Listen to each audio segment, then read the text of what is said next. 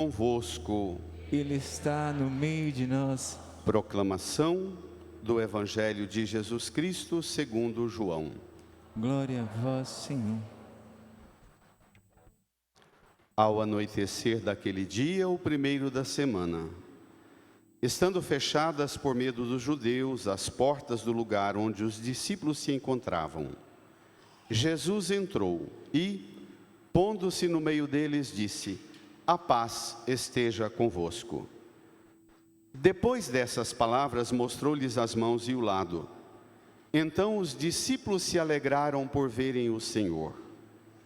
Novamente Jesus disse: a paz esteja convosco. Como o Pai me enviou, também eu vos envio. E depois de ter dito isso, soprou sobre eles e disse: recebei o Espírito Santo. A quem perdoardes os pecados, eles lhes serão perdoados. A quem os não perdoardes, eles lhes serão retidos. Tomé, chamado Dídimo, que era um dos 12, não estava com eles quando Jesus veio.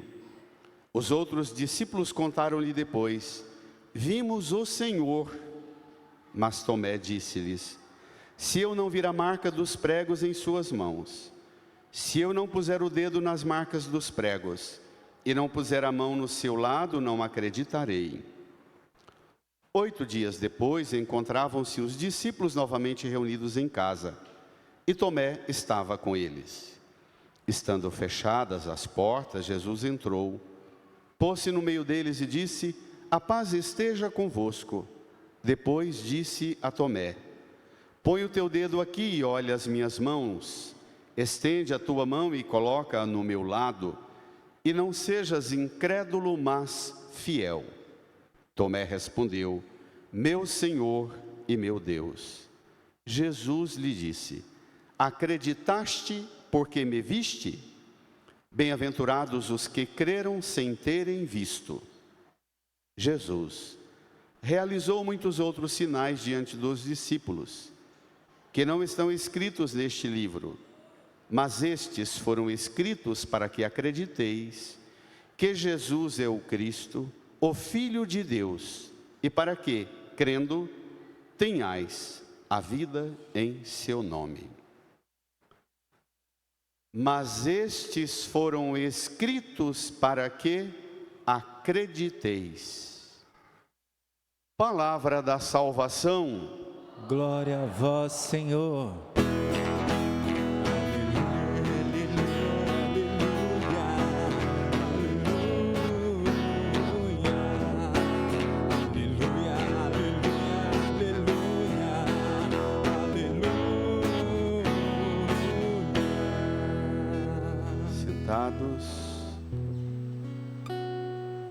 Nos recolhamos num tempo em silêncio, em nosso íntimo rezemos, pedindo ao Divino Espírito Santo que também hoje recebamos um sopro novo, para que por seu sopro nós alcancemos a graça de compreender essa palavra e sejamos por ela transformados e conduzidos em nossas vidas. Rezemos.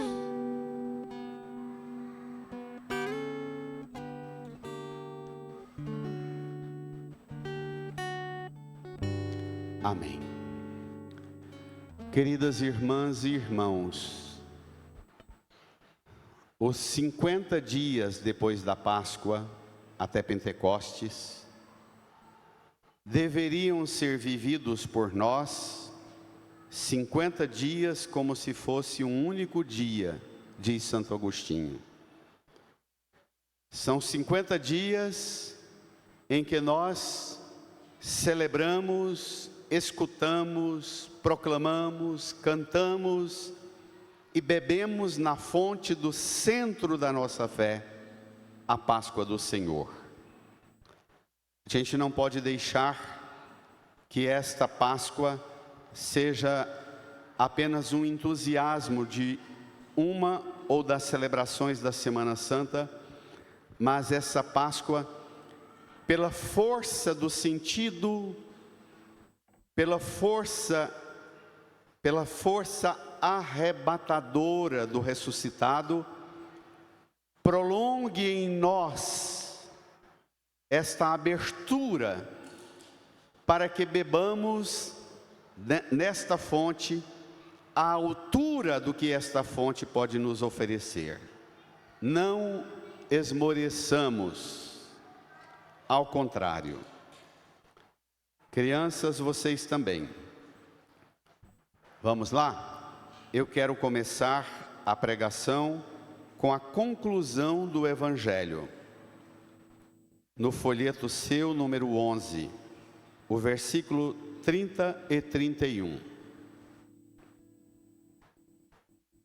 Depois do relato da aparição do Senhor aos discípulos, pela segunda vez aos discípulos, agora com Tomé junto, o evangelista conclui de um modo extraordinário, dizendo assim, versículo 30: Jesus realizou muitos outros sinais diante dos discípulos que não estão escritos neste livro. E diz ainda, juntos, mas estes foram escritos para que acrediteis que Jesus é o Cristo, o Filho de Deus, e para que, crendo, tenhais a vida em seu nome. Tenhais a vida em seu nome. Esta é a finalidade da Sagrada Escritura. Esta é a razão pela qual devemos nos ocupar com a Bíblia, com a Palavra de Deus e particularmente com a leitura diária, para a vida inteira, de ao menos um pequeno trecho do Evangelho todos os dias. Ler os Evangelhos para acreditar.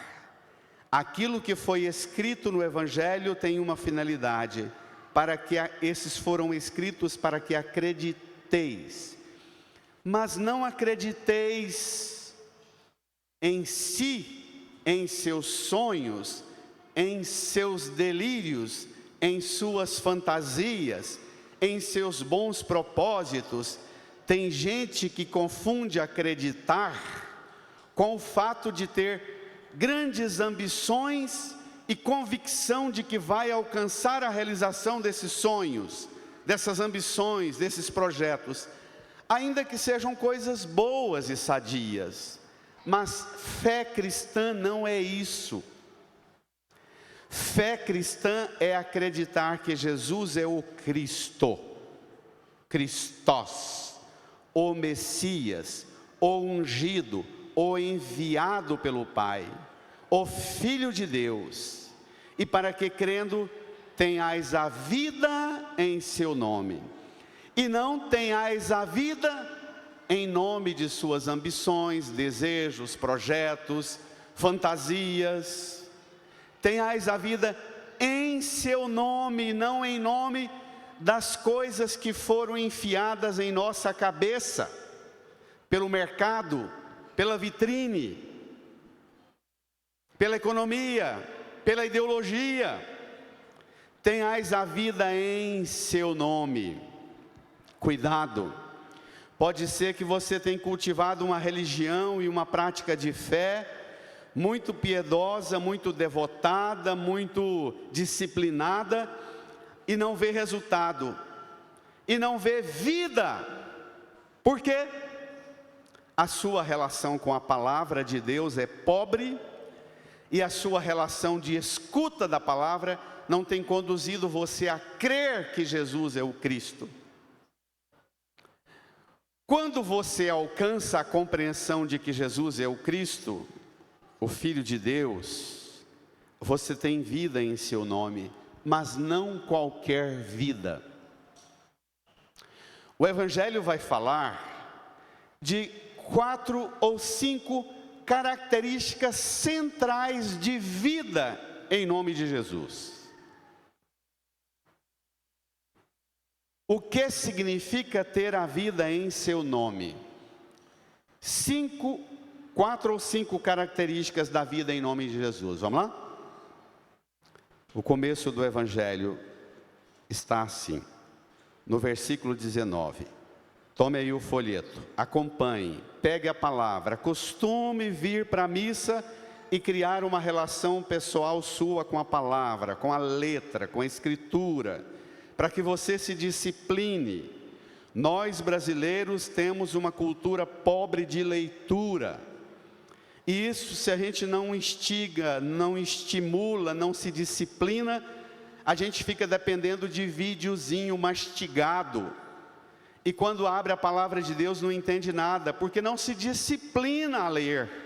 Pega aí o texto, diz assim: ao anoitecer daquele dia, o primeiro da semana, estando, olha os sinais, anoitece, estando fechadas por medo dos judeus, as portas do lugar onde os discípulos se encontravam. É primeiro dia da semana, o domingo, que é também chamado de 8º dia.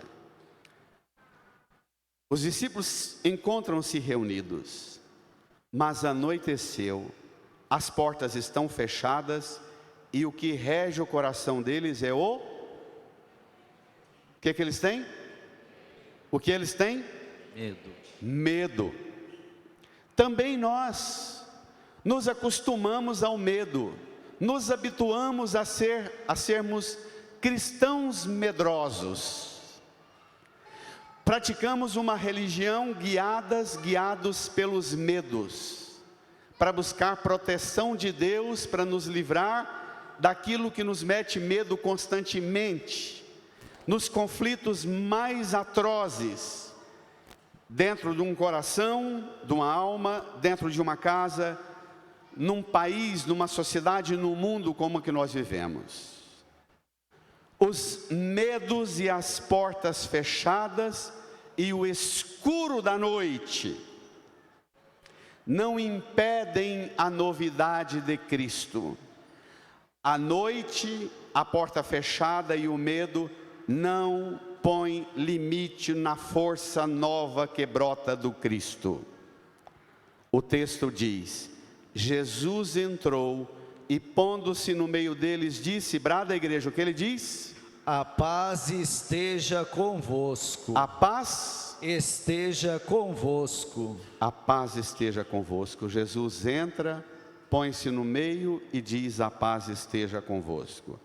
Não tem noite, não tem porta fechada e não tem medo que tira Cristo do senhorio que Ele agora nos apresenta, o Senhor da paz.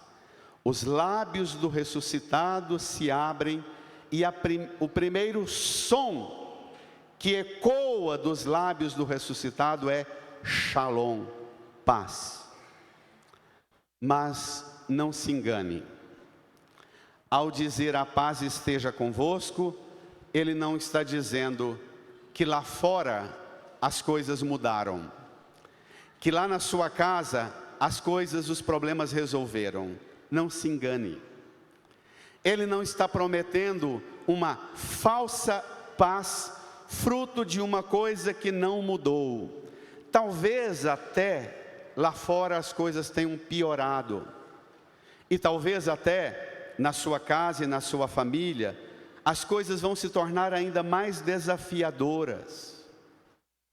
Ao dizer a paz esteja convosco, ele apresenta para nós os critérios e a razão pela qual devemos ter paz. Versículo 20, tome lá, leia a igreja bem firme.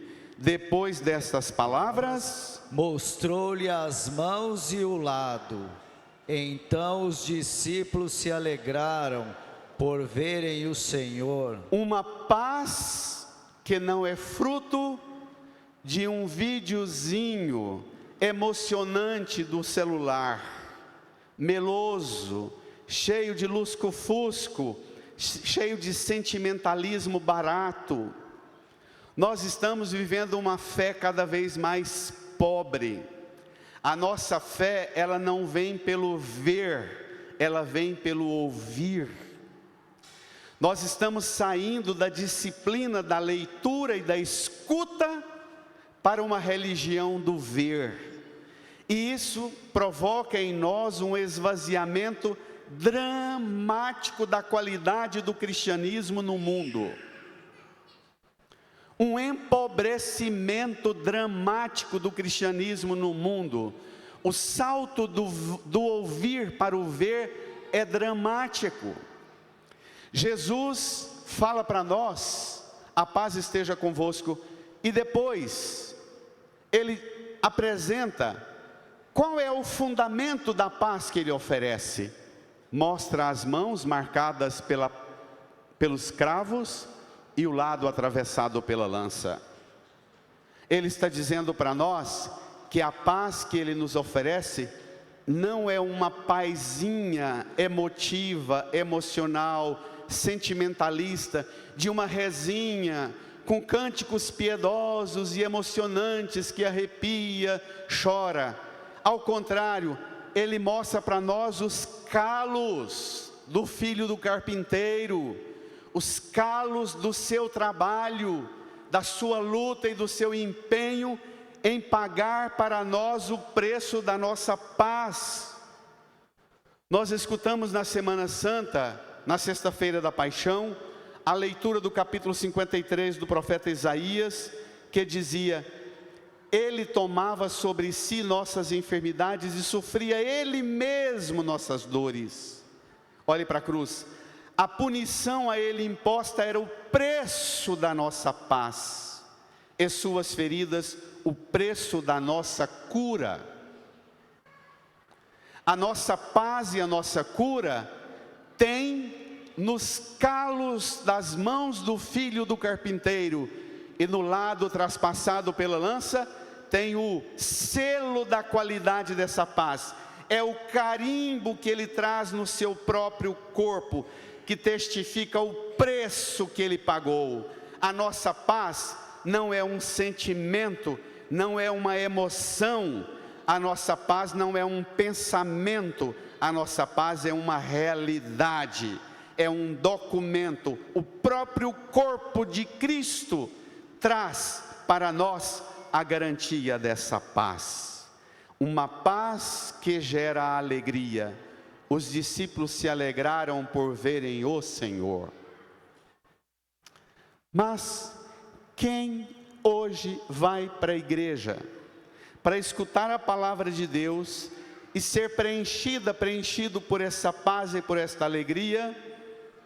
Quem hoje se ocupa com isso diante de um cristianismo e de uma religião cada vez mais vazia de Cristo e cheia de ambições humanas, de feridas emocionais, de doenças e desequilíbrios mentais, emocionais, afetivos e espirituais, e um povo cada vez mais desatento na escuta da palavra?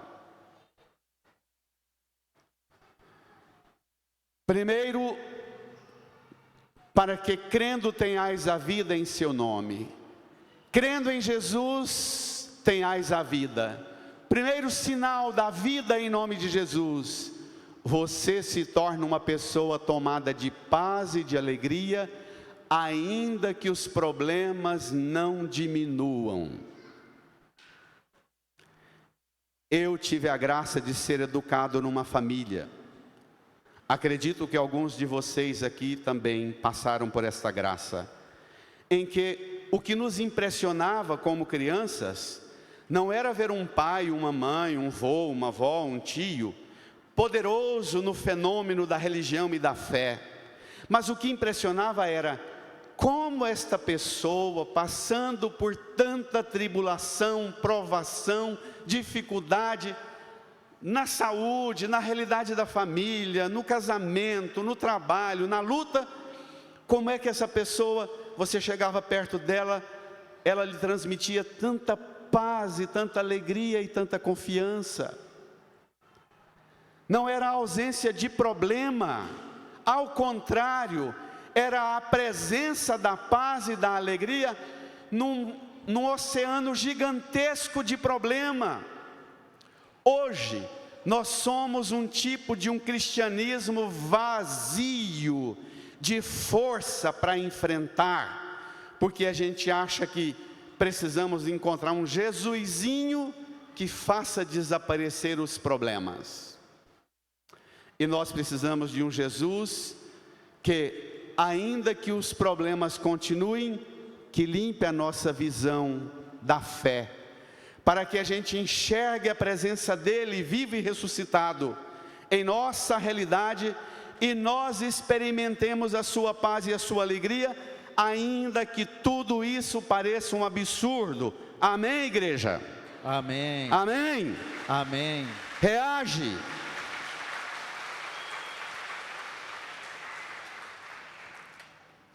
A infelicidade de novos casais, pais e mães de família, com uma estrutura gigantesca de recursos e de condições que os próprios pais e os avós nunca tiveram.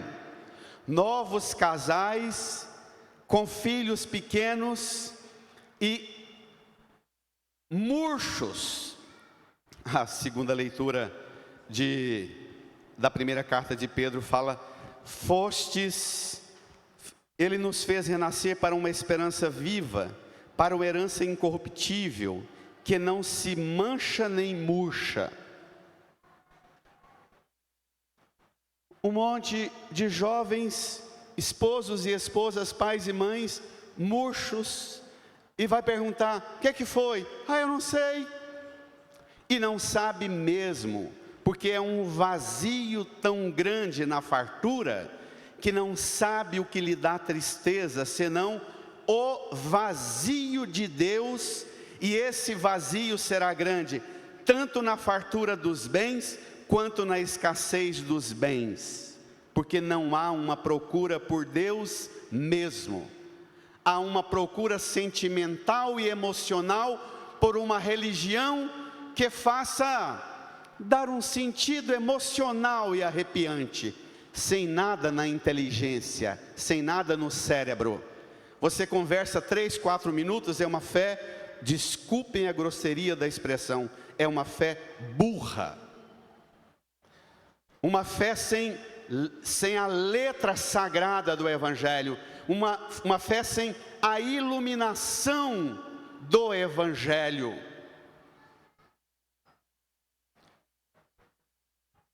Paz, alegria e o terceiro dom. Vamos ver? Versículo 21 diz assim: novamente Jesus disse: a paz esteja convosco. E aqui vem o terceiro dom: como o Pai me enviou, também eu vos envio. Quando você encontra e é visitado pela paz de Jesus, pela alegria de Jesus, você se torna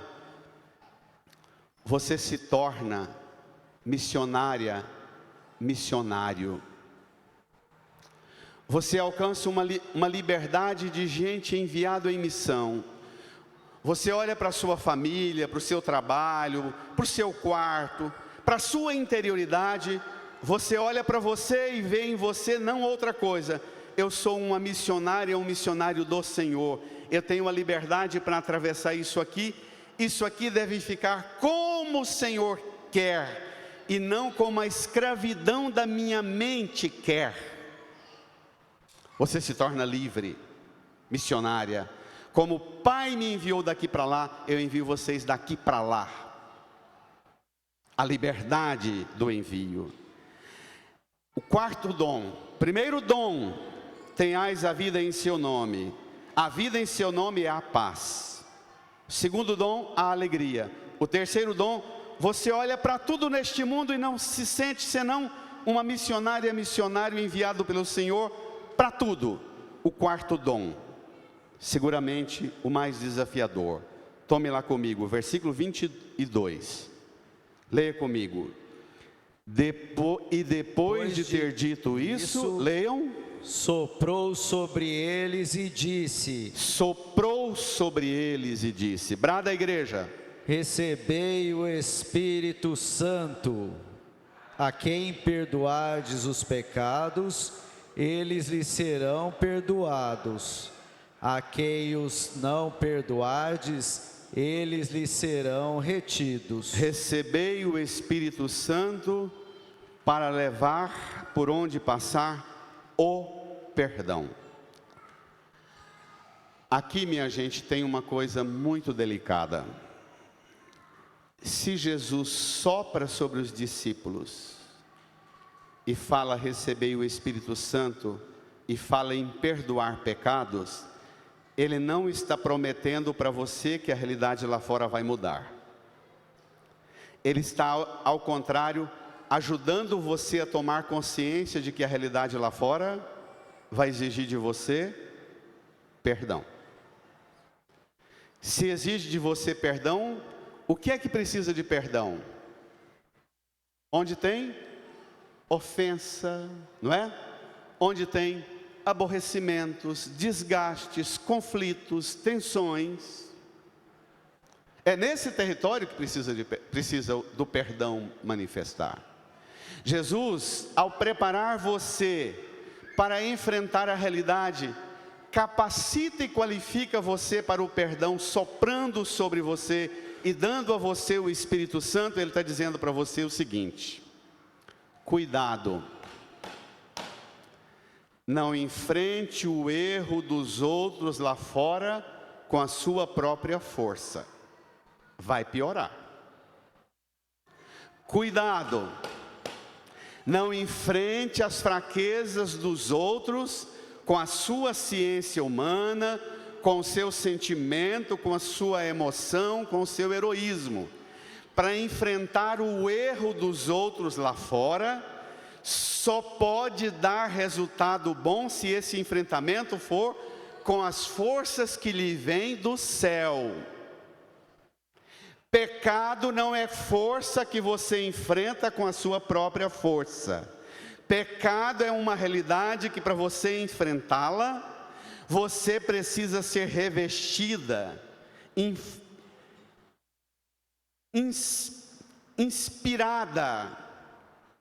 inspirado, soprado, possuído por uma força que não é sua, é de Deus.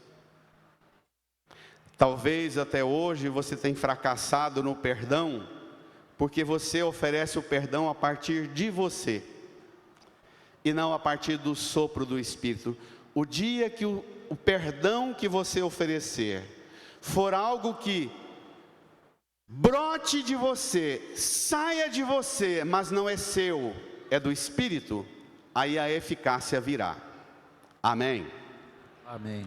Se está faltando eficácia, resultado no perdão, é porque você está enfrentando com a própria prepotência, presunção de que você dá conta de enfrentar o mal do outro com sua própria força.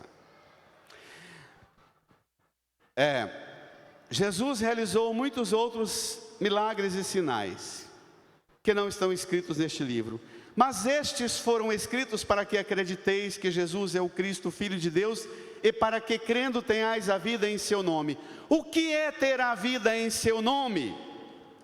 É ser mulher e homem da paz, da alegria, da missão e do perdão. Como é que a gente alcança isso? Tem um critério, que é o desfecho que vem agora. Vamos lá? Versículo 24. Tomé, chamado Dídimo, que era um dos 12, não estava com eles quando Jesus veio. Os outros discípulos contaram-lhe depois. Leia, igreja.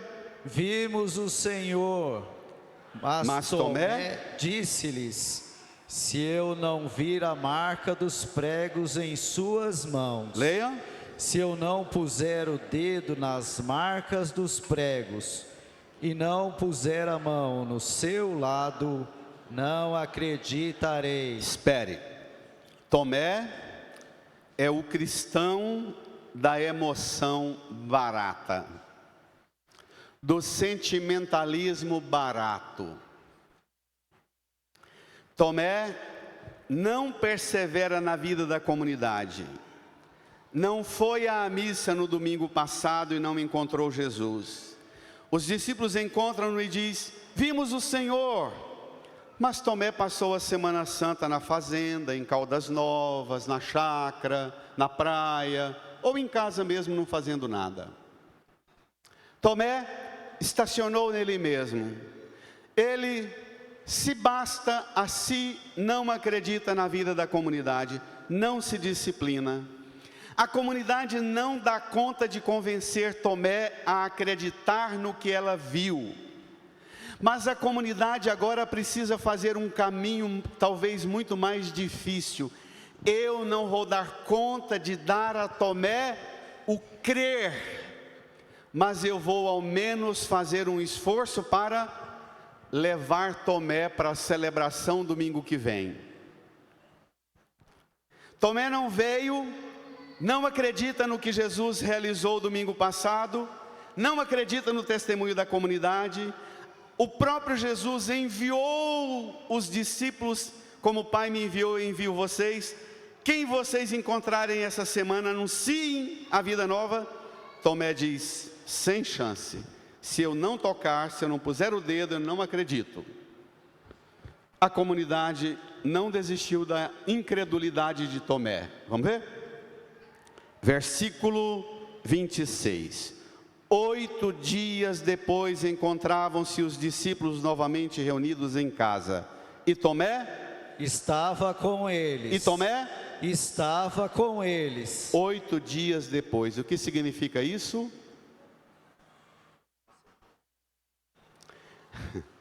Que para você encontrar Jesus e ter vida em nome de Jesus, você precisa mudar radicalmente a primeira coisa, o seu tempo para Deus.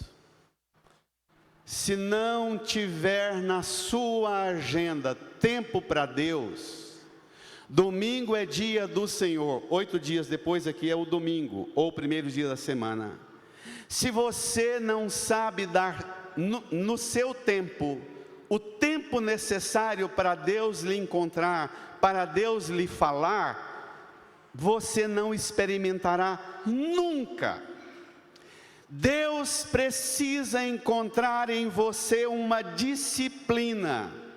Aconteça o que acontecer de vontade, de projeto, de convite, domingo é dia do Senhor.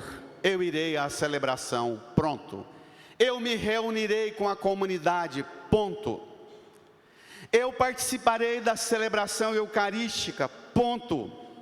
Eu vou escutar a palavra de Deus e aumentar o meu crer, e vou ter a vida em nome de Jesus. Tomé foi. 8 dias depois, as portas estavam fechadas. Jesus entrou, pondo-se no meio deles, disse: a paz esteja convosco. Depois disse a Tomé: põe o teu dedo aqui e olha as minhas mãos, estende a tua mão e coloca no meu lado. E não sejas incrédulo, mas fiel. Quantas pessoas na igreja passam a vida inteira indo e falhando na igreja e não passam de incrédulos. A força da fé nunca impacta a vida das pessoas. Elas sabem de tempo em tempo sofrer uma sacudida, uma agitação, corre para a igreja e parece que agora vai disciplinar e frequentar, mas ela não se dá. Ela não cultiva uma relação pessoal com Deus, não entrou ainda no tempo dela.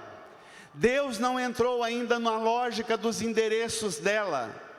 O endereço da comunidade, onde a comunidade reunida, ainda não é um hábito, um costume de todos os domingos, 8 dias depois, encontrar-me lá, ouvir a palavra do Senhor, crer e ter vida em seu nome. São os problemas que me fazem procurar Deus, ou os sonhos, as fantasias, os delírios.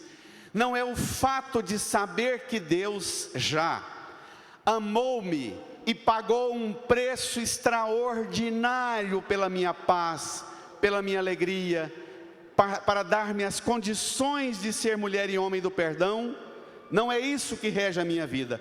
O que rege ou são problemas, ou são sonhos, delírios.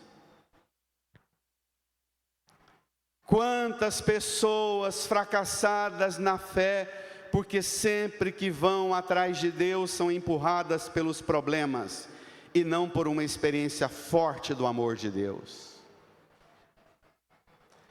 Educam os filhos na religião, mas os filhos não têm nenhum vínculo com Deus. Nenhum.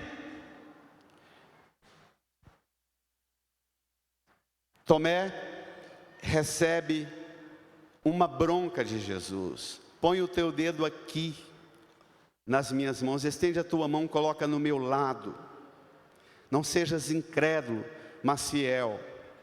O Senhor não desiste de Tomé por causa da sua incredulidade e faz de Tomé uma oportunidade para dar uma bronca em nós e dizer para nós o que é que conta de verdade. Versículo 28, a profissão de fé de Tomé.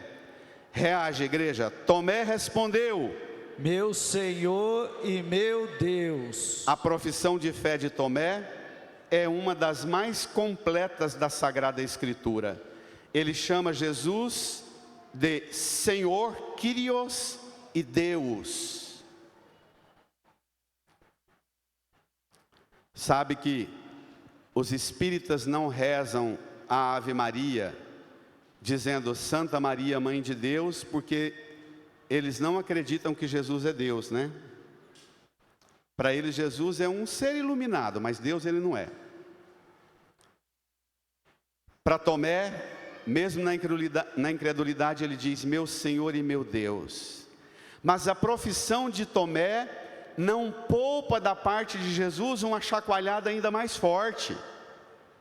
Tomé poderia pensar assim: não, mas eu fui bonzinho, eu fui na missa domingo e Jesus poderia ter sido bonzinho comigo. Jesus que já lhe deu uma bronca, põe o teu dedo aqui, olha as minhas mãos, põe a tua mão, coloca no meu lado, não sejas incrédulo, mas fiel. Tomé professa meu Senhor e meu Deus, e Jesus não lhe poupa a correção. Jesus lhe firma a correção ainda mais vigorosa. Versículo 29, firma a igreja, brada com Jesus, lhe disse: acreditastes porque me viste? Bem-aventurados os que creram sem terem visto. Acreditaste porque me viste? Bem-aventurados os que creram sem terem visto. A partir daqui, da morte e ressurreição de Jesus, a fé cristã desloca do ver para o ouvir. Tem gente que busca Deus e busca religião e busca padre, pastor poderoso para o povo contar milagre porque quer ver milagre. Essa não é a fé cristã. Bem-aventurados os que creram sem terem visto. Crer sem ver, porque escutou. Fé entra pelo ouvido, forma uma compreensão e disciplina um modo de ser e de viver. Por isso que fé é algo tão desafiador, porque supõe um processo de diálogo com Deus, escutar, para a hora que rezar o Pai Nosso dizer: seja feita a vossa vontade na terra e no céu. Se você não escuta, quando você reza o Pai Nosso, você está sendo mentiroso. Você não pode dizer seja feita a vossa vontade, porque você não escutou para saber qual a vontade dele. Se não há disciplina em escutar a palavra para saber qual é a vontade, como é que você vai dizer seja feita a vossa vontade, se você nem sabe qual é? Você sabe a vontade sua, os sonhos seus, de que lá em casa mude o pai, a mãe, o filho, o genro, a nora, os problemas, a tristeza, a depressão, os dramas, as infidelidades. Você sabe dos problemas, você sabe a vontade sua, mas a de Deus você é um saco vazio se arrastando, se esfolando nas fadigas da infelicidade por onde você passa. Porque você não escuta Deus.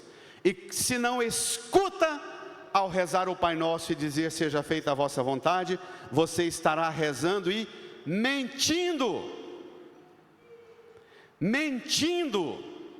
Porque você não tem zelo para ouvir a vontade. Como é que saberá e poderá dizer seja feita a vossa vontade? Não é mulher e homem de paz, de alegria, de missão, de perdão, de perseverança na comunidade, todos os domingos na escuta da palavra, para saber qual é a vontade do Senhor. Como rezará dizendo seja feita a vossa vontade? Ainda na segunda leitura, no versículo 8 da segunda leitura, São Pedro diz assim: sem ter visto o Senhor vós o amais, sem o ver ainda nele acreditais. Repito, nós não somos a religião do ver, nós somos a religião do escutar para saber qual é a vontade, para que a vontade dele molde nossa compreensão. E assim, quando eu chego lá em casa, exausto, cansado, eu enfrento os problemas lá de casa, com a esposa, com o esposo, com os filhos, com o pai e a mãe, eu mesmo tomado do cansaço, das fadigas, das aflições, porque eu escuto o Senhor, as fadigas, os cansaços, as tribulações, as provações, não me roubam tudo.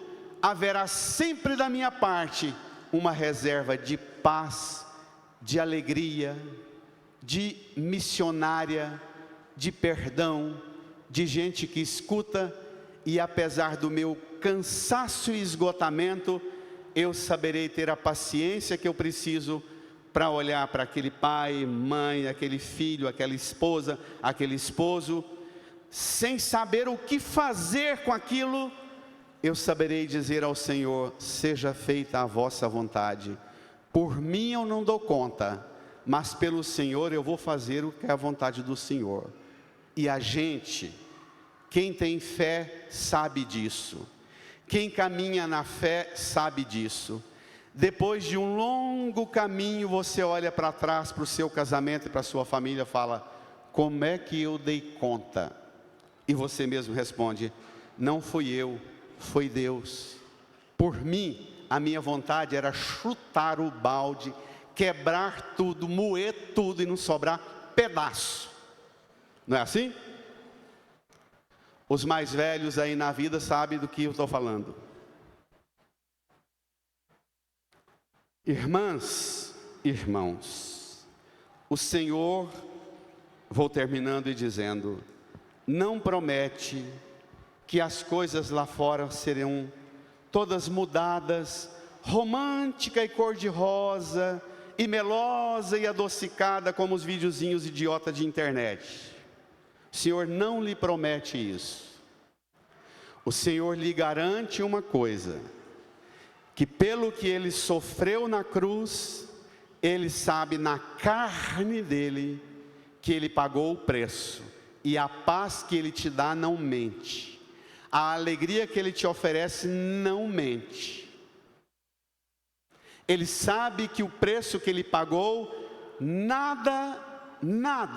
nenhuma força será capaz de superar o preço que Ele pagou, nem a morte, nem a vida, nem o inferno, nem o pecado, nem o demônio, nem o mal, nem as potências do céu, nem as potências da terra, nada será mais forte do que o amor com que Ele te amou e o preço que Ele pagou pela sua paz. Amém, igreja? Amém. Reage, igreja. Amém. Reage. Reage. Reage.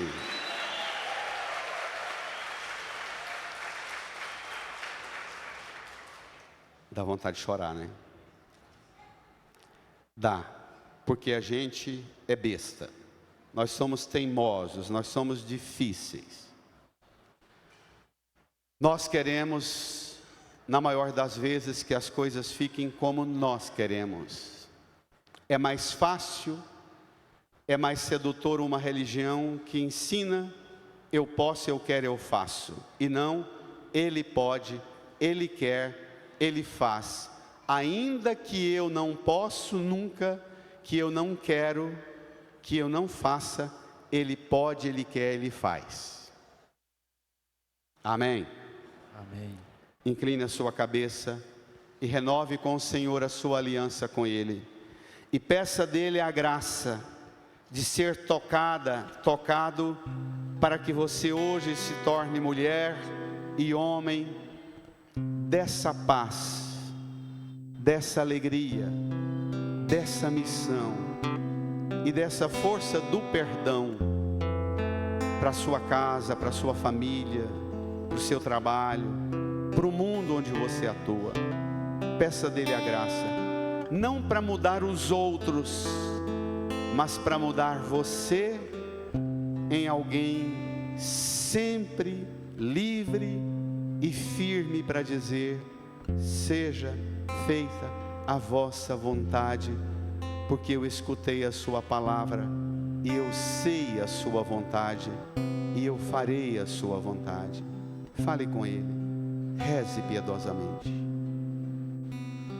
Conheço um coração tão manso, humilde e sereno, que louva ao Pai por revelar seu nome aos pequenos, que tem o dom de amar e sabe perdoar, e deu a vida para nos salvar.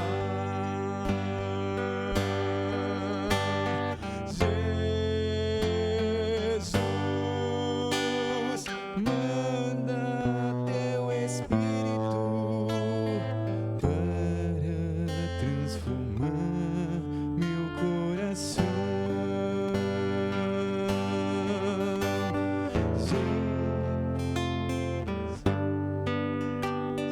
Manda teu Espírito para transformar meu coração. Lava, purifica e restaura-me de novo. Canta.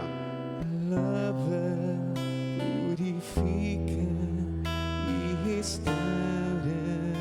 Serás o nosso Deus. Serás o nosso Deus e nós seremos o teu povo. Derrama sobre nós a água do amor, o Espírito de Deus, nosso Senhor. Vamos cantar.